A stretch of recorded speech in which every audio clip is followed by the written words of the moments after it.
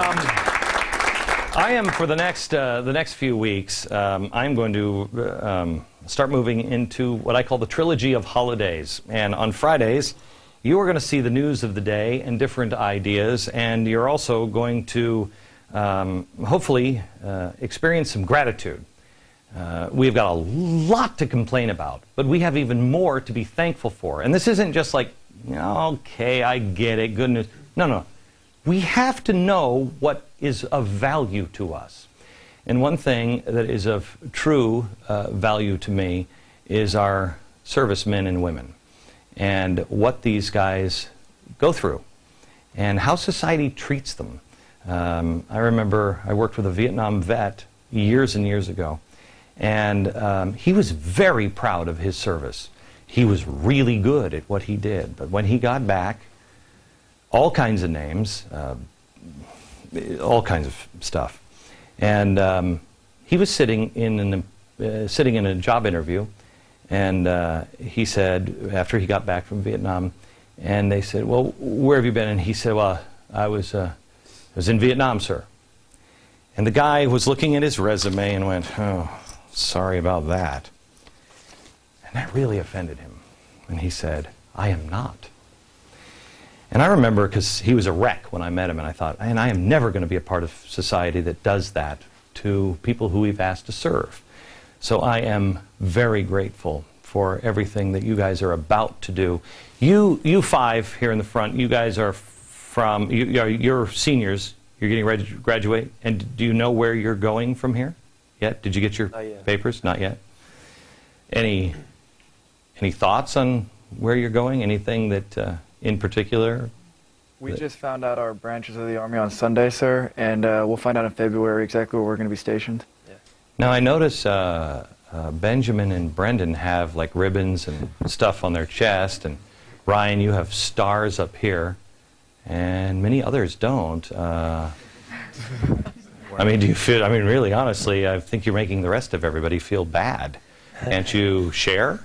What do the ribbons mean, Brendan? What's on your chest? They're just these. This one right here is I went to a 4-week flight school program at the University of North Dakota, and then this is just based off a ranking system at West Point, so top 20. You don't rank people, do you? This is crazy talk. I can see why so many people just dislike all the hatred here.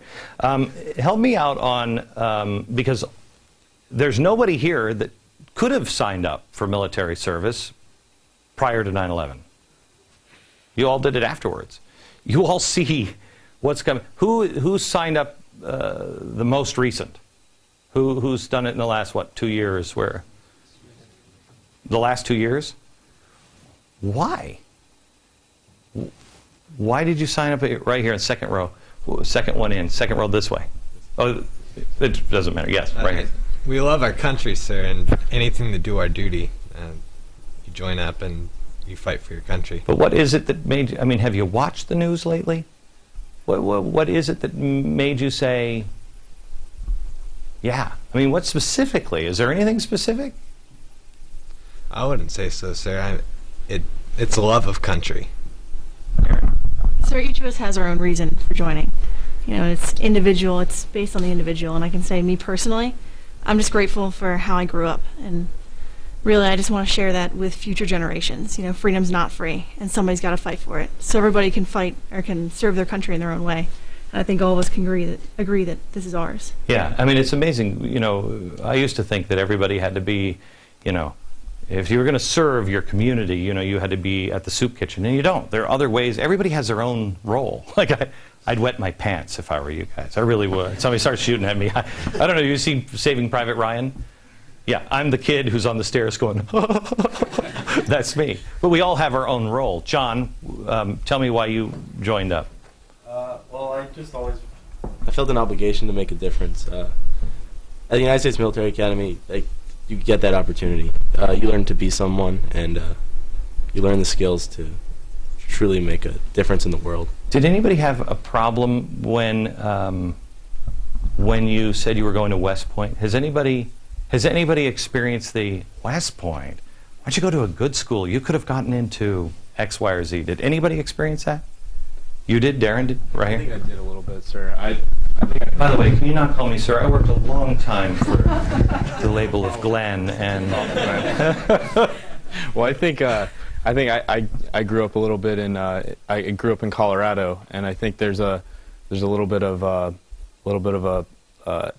maybe a little bit of a mood of discontent with how West Point and how all the other service academies fit in with the military and the country, and I think I ran into a little bit of a maybe a service rivalry because the Air Force Academy is right in Colorado Springs, right, and so I think West Point gives us the chance to serve with soldiers, and I think that was the defining characteristic for me. Was I wanted to be on. But you were having the problem between the different branches. Exactly. Yeah. All right. Exactly. What I'm looking for is that anybody have. I mean, of course, you guys. I mean, really. Come on, seriously. The Navy would kick your butt. No, I'm kidding. Okay, so what I'm saying is, did anybody discount in your life the fact that West Point is as good as any university here in America?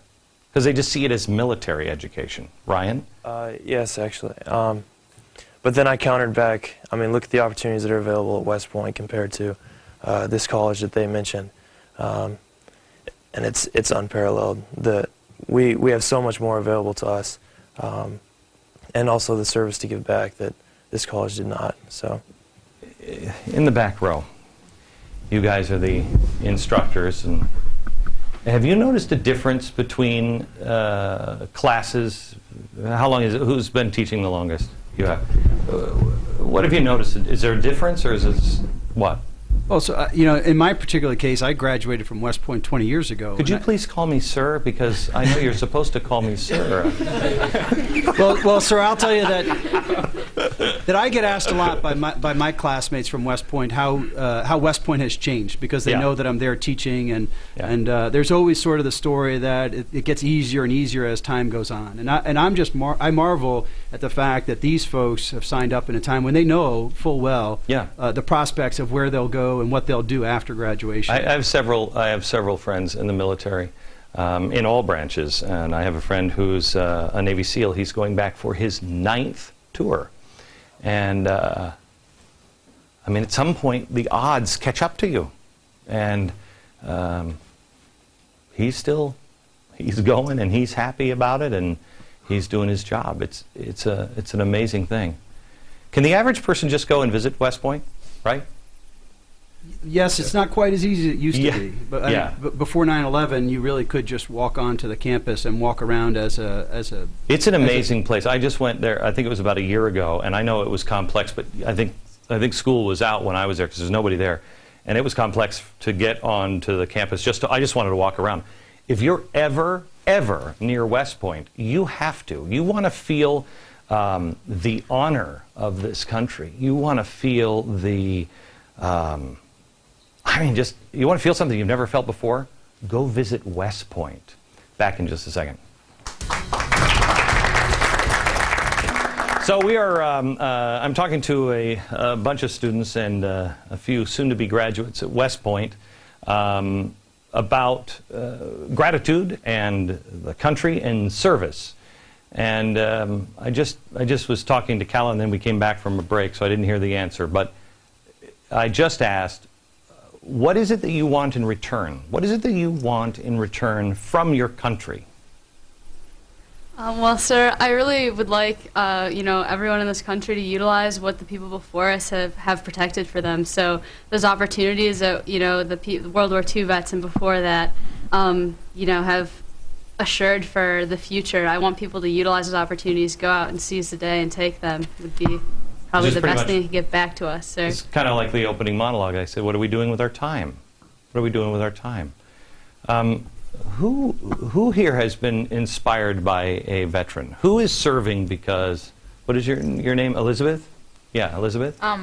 Well, two people actually, my grandfather and then my father. My grandfather served during World War II. He was in the Army Air Corps as a waist gunner and a tail gunner. And then my father was in the Army for 28 years. So. And what was it that you saw in them or thought, gee, I got to get me some of that? I'd say it's the pride they had for serving. I would also say it's the camaraderie they built. What's the difference between pride and arrogance? I'd say arrogance, you tend to boast about it, but pride, it's just something that you just show. Is anybody here from Texas? Benjamin, what's the difference between pride and arrogance from the great state of Texas? Well, sir, I like to consider myself as someone who has a lot of pride in where I'm from. These guys have claimed that I have arrogance in where I'm from. You're from I want to ask Texas. them. But I'd say that pride is not boastful. Pride, I mean, you can be proud of yourself and just be happy for the opportunities that our country has given us to be able to serve them. But when you're arrogant is when you come back and you start, arrogant in any activity or rubbing it in somebody's face. Right. Pride doesn't have to come with... I think pride everybody can be proud of. Where arrogant, you make other people feel bad about what you do. Correct. It still can be humble. And actually I pick on Texas because I think that's the way Texans are. They don't put other states down. They just think Texas is the best, but you're fine to live over there if you want to, but this is the best. That's the difference between pride and arrogance. We'll be back in just a second. We're back with a group of students from West Point, and we're talking a little bit about gratitude in the country and everything else this Veterans Day week. And Benjamin just said in the break that he didn't really have a problem because he's from Texas. He didn't have a problem when he said, "I'm going to West Point." Everybody just patted him on the back. To which Ryan said, "Don't hate, don't hate," because Ryan's from California. And Ryan, I don't know how they let you escape. I don't know. When you said, did they chase you out with brooms in California? I was under the radar. Covert ops. Yeah. You raised your hand earlier when I said that you were inspired by somebody. Who? Yeah. Actually, growing up, it was my baseball coach. And for quite a while, I didn't know that he was in the service at all. And then kind of as I got older and looking at colleges, his son had gone to West Point and kind of popped the idea. Didn't really push it. He just mentioned, West Point's a nice college, you should look into it. And it was that pride and integrity that I saw in him, and the reverence for this country and the flag. They kind of inspired me. Is it shocking to you at all? I walked into a church the other day. I'll just tell you the story. It was my day to clean the church, my church, the one I go to, on Saturday, and a flag by the Boy Scouts had been left half unfolded. I guess they propped it up someplace, but it had fallen down, and then it half unfolded, and it was down on the ground. It bothered me so much, and I picked it up and I brought it over to the scout leaders on Saturday morning. The reverence, and I think that's part of the thing that I sense at West Point when you're there.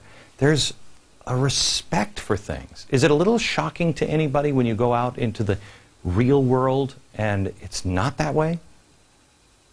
Anybody feel that? Okay, I guess not. It's just me. Back in just a second. Darren, I wanted to ask you, because you were inspired by a person. This is where I think you come in, America. You don't know who's watching you, and you don't know what your actions lead to down the line. Who inspired you?